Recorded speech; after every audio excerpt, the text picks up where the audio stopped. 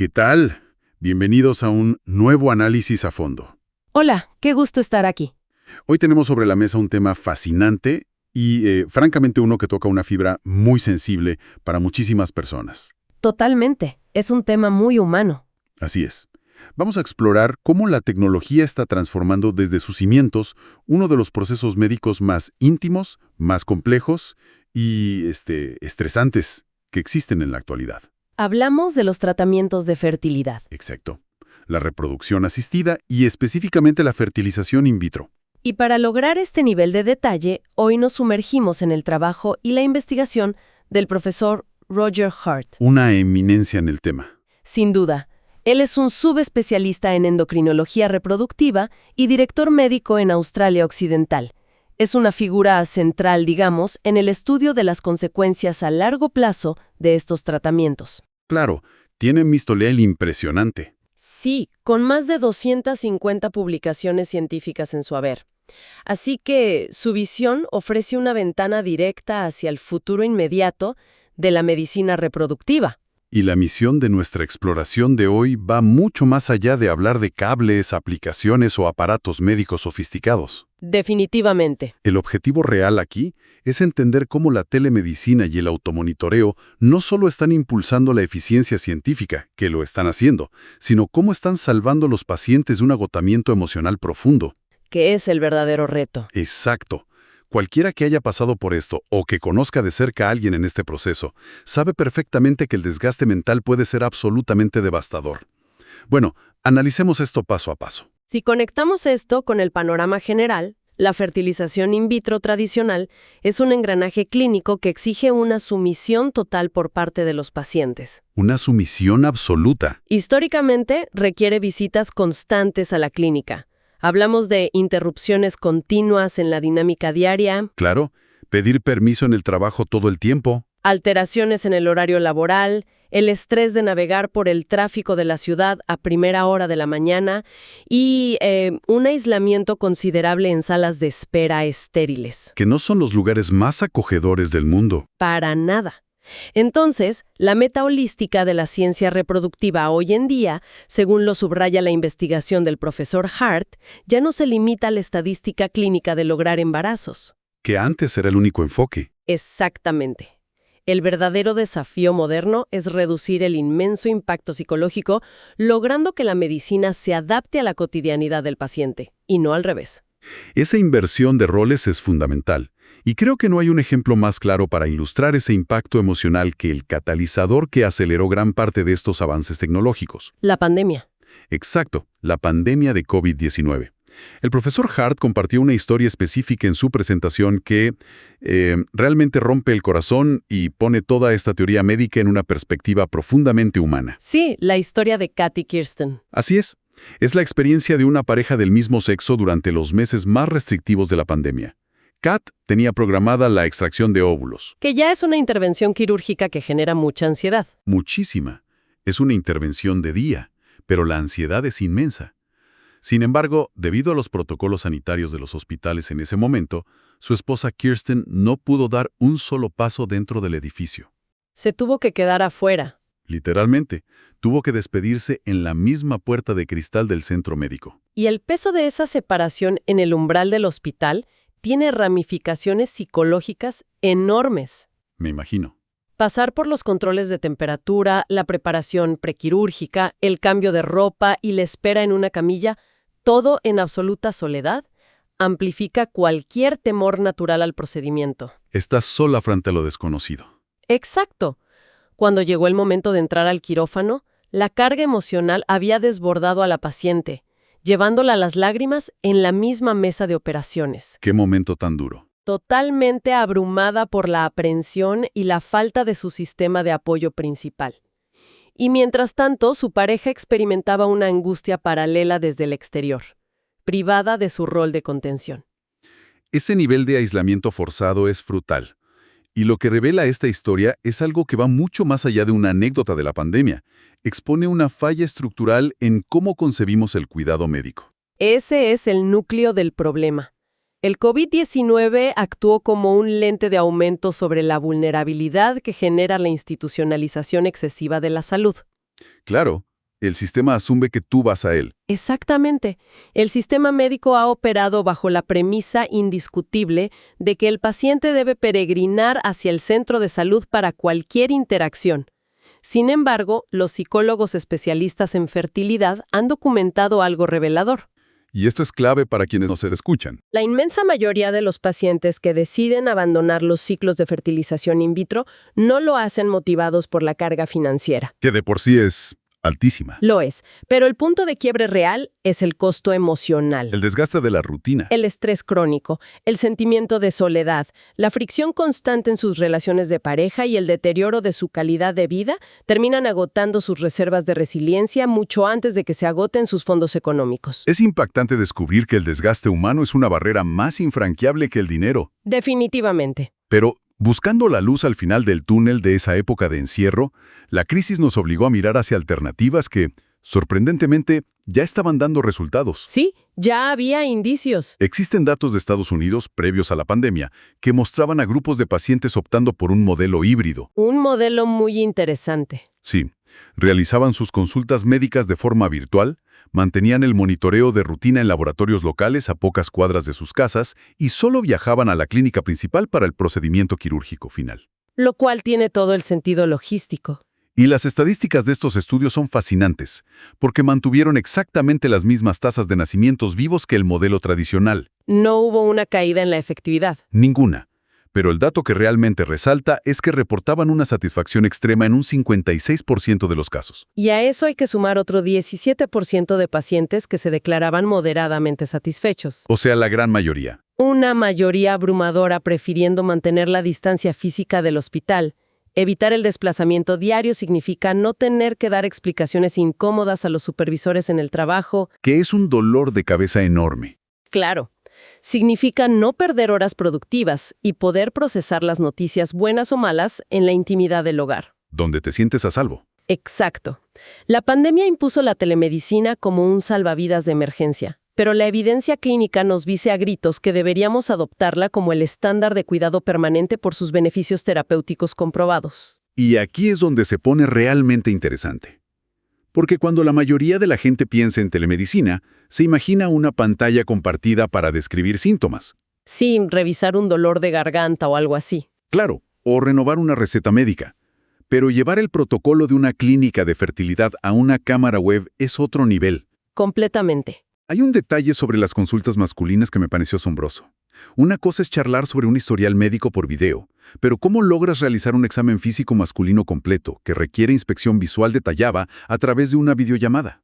Suena complicado. Suena casi a una contradicción técnica. Suena desafiante y ciertamente requiere abandonar muchas convenciones. Pero las clínicas desarrollaron una coreografía clínica sumamente específica para sortear este obstáculo. ¿Cómo funciona exactamente? El protocolo exige que el paciente prepare el entorno en un espacio de absoluta privacidad en su hogar.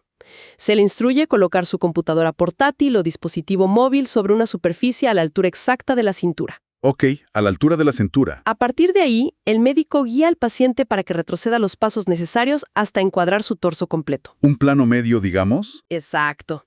Primero, se le pilotelemante la camisa para realizar una inspección visual minuciosa del abdomen. Aquí el especialista busca evidencia de cicatrices de cirugías previas, evalúa la distribución del vello corporal y observa indicadores de obesidad abdominal. Que son factores cruciales. Son cruciales en diagnósticos de fertilidad. Y luego, el siguiente paso en el protocolo requiere que el paciente baje su ropa interior hasta la mitad del muslo para continuar la evaluación visual remota. Hay que admitir que la imagen mental de alguien en su habitación, ajustando el ángulo de la cámara web para este procedimiento, tiene un matiz un poco cómico y ciertamente incómodo. Es una situación peculiar, sí. Es una situación súper vulnerable. La vulnerabilidad es innegable, pero la balanza entre la incomodidad momentánea y la conveniencia logística se inclina fuertemente hacia la telemedicina. El beneficio supera la incomodidad. Totalmente. Un especialista entrenado extrae un volumen inmenso de datos diagnósticos a través de esta simple inspección visual. Lograr esto sin forzar al paciente a solicitar un día libre, conducir por horas, lidiar con estacionamientos y aguardar en una sala llena de desconocidos. Representa un salto enorme. Un salto cualitativo en la atención. Y es importante mencionar que todo el procedimiento se ejecuta bajo plataformas con encriptación de grado médico, para blindar la confidencialidad, Claro, la seguridad de los datos es vital. transformando una mañana de estrés logístico en una interacción de 10 minutos desde casa. Esa eficiencia cambia por completo las reglas del juego. Ahora, si dejamos atrás las videollamadas y nos adentramos en el presente tecnológico, llegamos al terreno de los laboratorios y el monitoreo físico en casa. El automonitoreo. Porque la telemedicina de vanguardia no es solo audio y video, es poner las herramientas de diagnóstico literalmente en las manos del paciente. Aquí entramos en el mundo de las pruebas hormonales en casa. Y sé que se ha intentado usar saliva para evitar los pinchazos constantes. Sí, el análisis de fluidos alternativos a la sangre ha sido una búsqueda constante en este campo. La saliva, por ejemplo, ofrece lecturas bastante precisas para medir los niveles de estradiol. Que es solo una parte de la ecuación. Exacto. El obstáculo surge con la progesterona, una hormona que es el pilar central para el éxito de la fertilización in vitro. Porque dicta los tiempos, ¿no? Dicta el momento exacto para las transferencias embrionarias. Y la saliva falla estrepitosamente al intentar cuantificar la progesterona con la precisión milimétrica que requiere este tratamiento. Simplemente no sirve para eso. No. Así que la comunidad científica tuvo que descartar esa vía y buscar un fluido diferente que pudiera analizarse fuera de un entorno clínico estéril. ¿Y el fluido ganador terminó siendo la orina? Así es. Pero antes de entrar en los detalles del dispositivo, creo que es vital entender el escenario donde el profesor Hart está implementando esto. Él trabaja en Australia Occidental. Un territorio gigantesco. Y las dimensiones geográficas de ese lugar son difíciles de procesar. Las proporciones son verdaderamente colosales. Para visualizar el desafío logístico, imaginemos que Australia Occidental alberga a unos 2,5 millones de habitantes. Una población relativamente pequeña. Sí, pero su superficie terrestre es mayor que toda Europa Occidental combinada. Es una locura. Tienen centros de población vinculados a la industria minera, ubicados en zonas tan remotas que un paciente podría necesitar tomar un vuelo comercial de 2 horas y media exclusivamente para llegar a la clínica principal en la ciudad de Perth. ¿Tomar un vuelo solo para un examen de sangre? Exactamente. Imaginar un protocolo que exige análisis de sangre cada 2 o 3 días bajo esas distancias convierte el tratamiento en una empresa casi imposible de sostener. Una pesadilla logística que simplemente excluye a miles de personas del acceso a la salud reproductiva.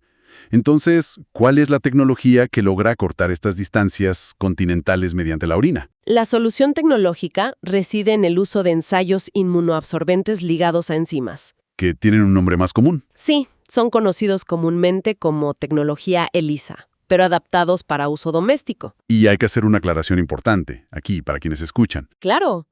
Es fundamental no confundir esto con las pruebas de ovulación básicas que uno compra en una farmacia local. No son las tiritas de papel. Para nada. Estos dispositivos son esencialmente laboratorios miniaturizados. El paciente proporciona la muestra de orina y el dispositivo analiza cuantitativamente los metabolitos específicos derivados de las hormonas reproductivas. O sea, te da números exactos. Números precisos. Y lo verdaderamente transformador es la conectividad. El equipo extrae la lectura exacta, se empareja mediante Bluetooth con una aplicación en el teléfono inteligente del paciente. ¿Todo desde el celular? Todo. Y transmite esos paquetes de datos directamente a un servidor seguro en la nube. Un paciente puede estar en una estación minera a 1,000 kilómetros de distancia. En medio de la nada. Y su médico en Perth recibe una gráfica de fluctuación hormonal en tiempo real en la pantalla de su consultorio. Es fascinante. Actualmente los estudios de validación buscan confirmar que la curva de metabolitos en orina sea un espejo perfecto de los niveles en sangre.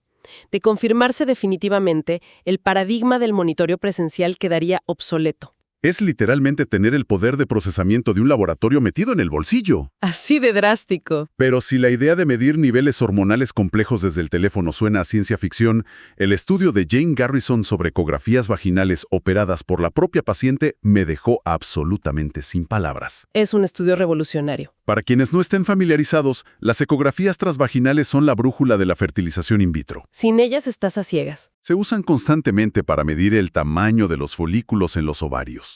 La noción de delegar el manejo del transductor de ultrasonido a la propia paciente parece desafiar todas las normas médicas. ¿Cómo lograron estructurar un ensayo clínico alrededor de algo tan delicado? La viabilidad de este concepto quedó demostrada en un estudio de cohorte fascinante que involucró a 120 mujeres. 120 pacientes haciendo sus propias ecografías. Así es. A cada participante se le entregó un kit compuesto por una sonda de ultrasonido portátil que se conectaba físicamente a una tableta electrónica estándar. Una tableta normal. Sí, como las que tenemos en casa. Ahora, el éxito del estudio no dependía de que las pacientes exploraran libremente, sino de un entrenamiento riguroso. Se les enseñó una coreografía de escaneo metórica y cronometrada. ¿Cómo era esa coreografía? El protocolo les exigía colocar la sonda y dedicar exactamente 30 segundos a capturar imágenes del ovario derecho. 30 segundos ahí. Luego, realizar un movimiento de transición hacia la línea media para escanear la estructura uterina durante 15 segundos. Ok, el útero. Y finalizar con un paneo de 30 segundos sobre el ovario izquierdo. Y durante este proceso existía la posibilidad de mantener una conexión en vivo, permitiendo que un ecografista certificado observando la transmisión desde la clínica proporcionara correcciones en tiempo real. Como decirles, mueve un poco a la izquierda, cambia el ángulo. Exactamente, correcciones sobre el ángulo o la profundidad de la sonda. Saber que no están solas, sino guiadas por un experto en vivo, cambia la perspectiva por completo. Les da muchísima seguridad. Y los resultados clínicos de esa coreografía casera son la parte más contundente de todo este análisis. Los números hablan por sí solos. Al enfrentar los datos de estas 120 mujeres contra un grupo de control que realizaba sus ecografías exclusivamente en las instalaciones del hospital, las tasas de embarazo continuo fueron prácticamente un calco. Idénticas. 25% de éxito para el grupo de automonitoreo frente a un 26% para el grupo tradicional.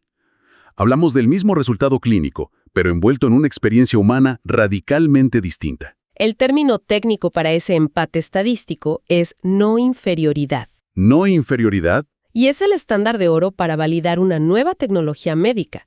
Al asegurar que la calidad del tratamiento no se degrada, los beneficios periféricos toman el centro del escenario. ¿Qué reportaron las pacientes? Los índices de empoderamiento reportados por las usuarias del sistema casero se dispararon.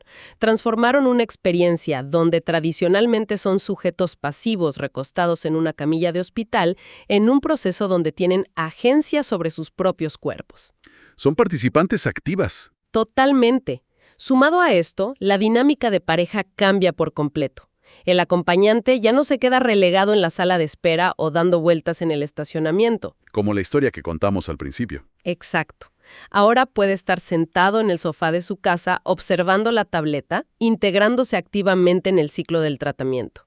Todo esto, por supuesto, eliminando el ausentismo laboral y los costos de traslado. Siendo así, los beneficios parecen innegables tanto a nivel clínico como psicológico. Y económico también. Claro. Considerando que estos conceptos de Jan Garrison llevan rondando el ámbito médico desde hace casi una década. Esto plantea una pregunta importante. La pregunta más lógica de todo nuestro análisis. ¿Por qué no estamos viendo estas sondas portátiles y aplicaciones ELISA en cada clínica de fertilidad del planeta hoy mismo? Es la interrogante central. Y las respuestas revelan una interacción compleja entre la innovación tecnológica y la inercia del comportamiento humano. Siempre hay resistencia al cambio. El primer gran muro de contención es la resistencia médica institucional. La práctica médica depende enormemente de rutinas estandarizadas que garantizan eficiencia de tiempo. Claro, el tiempo es oro en una clínica. Introducir un modelo donde miles de pacientes requieren entrenamiento individual para manejar hardware médico introduce una fricción inicial masiva. Las clínicas saben que, durante la fase de transición, cada consulta tomará más tiempo. Van a tener que enseñarles a usar la aplicación, la sonda. Y requerirá un soporte técnico que antes no necesitaban. Muchos profesionales y administradores son profundamente reacios a desestabilizar un sistema presencial que, aunque incómodo para el paciente, es predecible para el hospital. La famosa frase de, si no está roto, no lo arregles. Aunque en este caso, lo que está roto es la tranquilidad del paciente. Exactamente. Pero hay un segundo factor que es mucho más humano y comprensible. ¿Cuál es?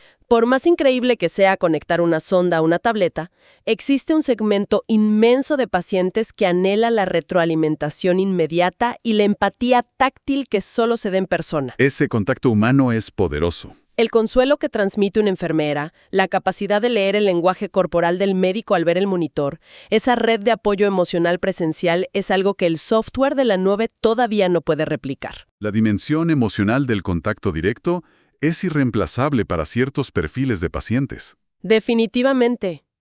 Sin embargo, los obstáculos no son únicamente psicológicos. Hay temas físicos también. La anatomía humana presenta barreras físicas muy tangibles.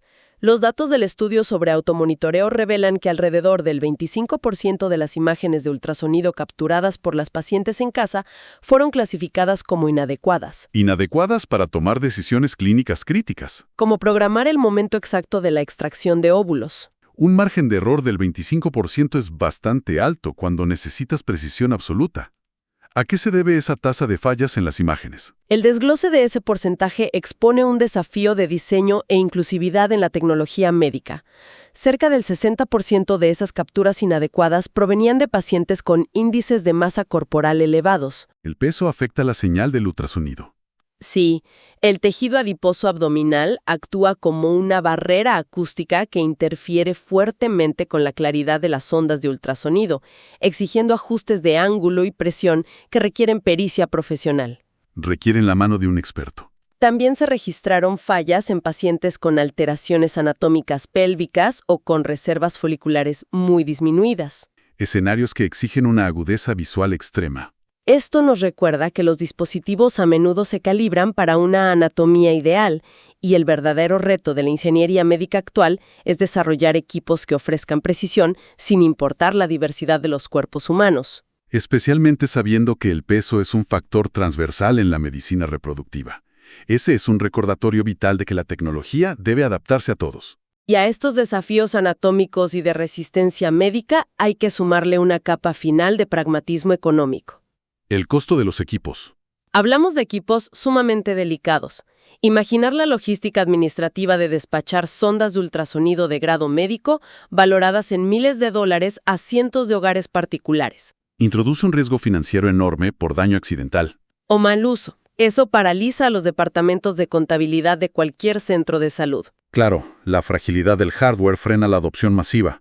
No obstante, la industria está buscando eludir las limitaciones del operador inexperto a través de la inteligencia artificial. Y el procesamiento de software avanzado. Así es.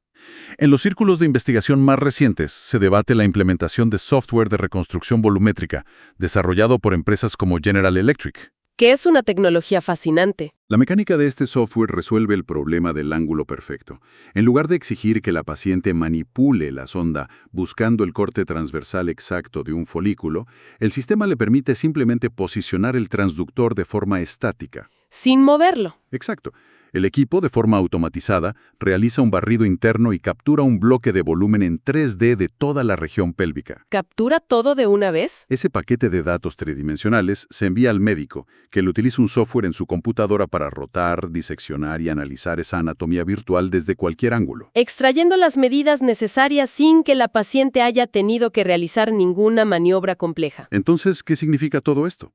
Al observar todas las piezas del rompecabezas de esta investigación, el panorama se vuelve nítidamente claro. El futuro ya está aquí. La próxima frontera de la reproducción asistida, y probablemente de la medicina especializada en su conjunto, no depende exclusivamente de sintetizar fármacos más potentes o crear protocolos de estimulación más agresivos. No, va por otro lado. La verdadera revolución consiste en devolver el control del tiempo y del entorno a las personas, con la integración de capturas volumétricas en 3D, ensayos químicos miniaturizados y conectividad instantánea. La ciencia está pavimentando el camino para que el rigor de un entorno clínico de alto nivel pueda desplegarse de manera invisible y eficiente en la privacidad del hogar. Es una maravilla. Y la trascendencia de esta evolución resuena mucho más allá de las clínicas de fertilidad. Estamos siendo testigos de una reestructuración fundamental en la filosofía del cuidado de la salud. Un cambio de paradigma. Es la materialización de un modelo genuinamente centrado en el paciente, donde el sistema logístico se dobla para encajar en la vida de la persona. En lugar de fracturar la rutina del paciente para encajar en los horarios del hospital. Comprender que aliviar el desgaste crónico, el estrés de los desplazamientos y la soledad de las salas de espera tiene un valor terapéutico equiparable a la propia intervención médica. Es una lección que toda rama de la salud moderna deberá asimilar en la próxima década. Es una reconfiguración profunda y sumamente necesaria del sistema médico. Sin duda alguna. Y para cerrar nuestro espacio de hoy, me gustaría dejar una pregunta rondando en el aire para todos los que nos acompañan. Una idea que se construye sobre todo lo que hemos explorado. Adelante. Si la tecnología inmersiva, los biosensores y el software avanzado están demostrando que es médicamente seguro y emocionalmente superior trasladar procedimientos complejos a nuestra sala de estar, ¿A dónde nos lleva esto? llegará el momento en que la estructura de nuestros hogares absorba por completo las funciones de los hospitales de día. Y de ser así, ¿cómo transformará esa integración constante de monitoreo médico nuestra concepción más íntima de la privacidad y el significado mismo de la casa como nuestro último refugio personal? Es una perspectiva fascinante para la reflexión. El análisis de hoy subraya que la intersección entre la innovación de vanguardia y las necesidades humanas más fundamentales es el terreno donde ocurren los cambios más significativos. Absolutamente. Ha sido un privilegio desglosar estas proyecciones médicas. Un verdadero placer. Queremos agradecer a toda la audiencia por sumergirse con nosotros en esta exploración del conocimiento. Mantengan viva esa curiosidad incansable y nos escuchamos en nuestro próximo análisis a fondo. Hasta pronto.